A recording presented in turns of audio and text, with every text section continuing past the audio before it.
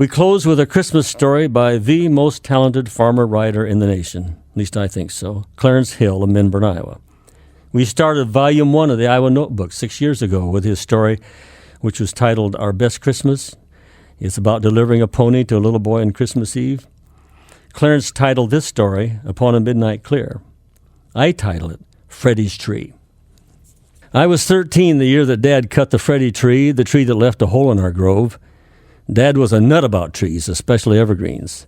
And our farm had 80 rods of them across the north and 40 rods across the west. And Dad used to say, those trees move us 200 miles south. Trees and boys need room to grow, otherwise they'll be stunted, he used to say. Dad was a strange blend of the kind and the cantankerous, but the kindness prevailed, and especially at Christmas when he gave trees to the church, to the country school, and to the town kids. And when a local lodge member died, a lodge brother would come out requesting some of that flat pine. And Dad always pretended ignorance, but he knew they wanted sprigs of arborvitae, which he snipped off a hedge. Bob the paper boy came out for a small tree. He tied the trunk with baling wire to his bike fender, and he dragged the tree to town with dire results. Now, Dad was more amused than annoyed. He said, well, it's his tree now. It's his business. The Judge Webbers live in the big house on a hill with a big fireplace, and the judge's wife asked Dad for a pair of red cedars, perfectly matched, to set beside the mantel. So he tramped the wood for 3 hours, and he brought her a pair of beauties. Later, he found out they hadn't suited her, and she had consigned them to the ash can, and his comments were both loud and unchristian, and he was never very cordial to the judge's wife thereafter. But about that special tree. A neighbor with 8 children lived across the creek from us. Jim had a rough time feeding and clothing them all. How can they have so many and still love them all, I asked Ma. But she said, they just do. Someday you'll understand. And then Freddi, just my age, took real sick. The doctor gave little hope. I suspect it was leukemia. Late one November night, as Dad was getting ready for bed, Jim came over, pale and quiet. Freddi wasn't going to last through December, so they were going to have Christmas soon. Could he go back in the woods and cut a tree? Dad was calm. He told Jim that he'd look after getting a tree. And scarcely had Jim left when Dad exploded into action. He said, tomorrow may be too late. Call the boys. Well, Bud and I carried a lantern, a rope, and a cross-cut saw. There were a million stars, but Dad hardly needed the light. He led us back across the feedlot toward the middle of the West Grove, all young fir of just Bud's age and 8 feet tall.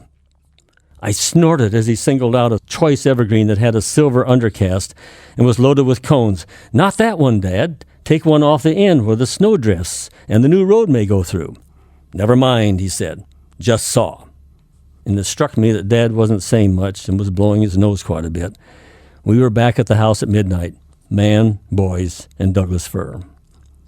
Early next morning, they set up the tree in Jim's old house that had the high ceilings that make an old house so hospitable. Freddi had his Christmas. He had a gun he'd never shoot, and a perfect tree which needed no cheap or gaudy tinsel.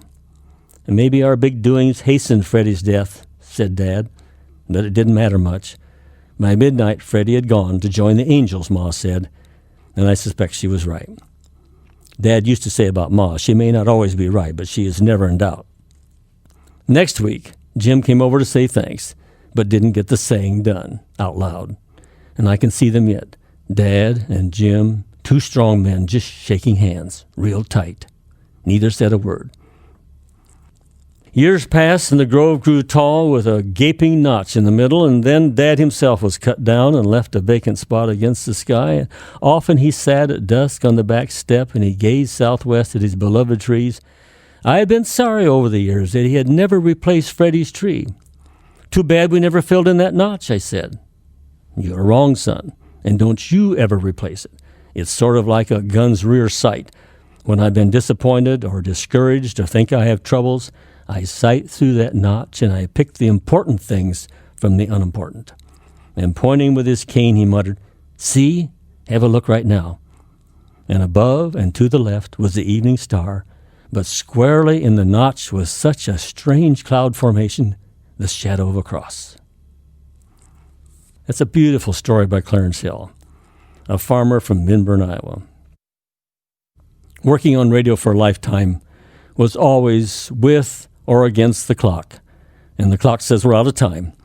I hope you've enjoyed these stories as much as I've enjoyed putting them together. My name is Lee Klein, and this is Volume 6 of the Iowa Notebook.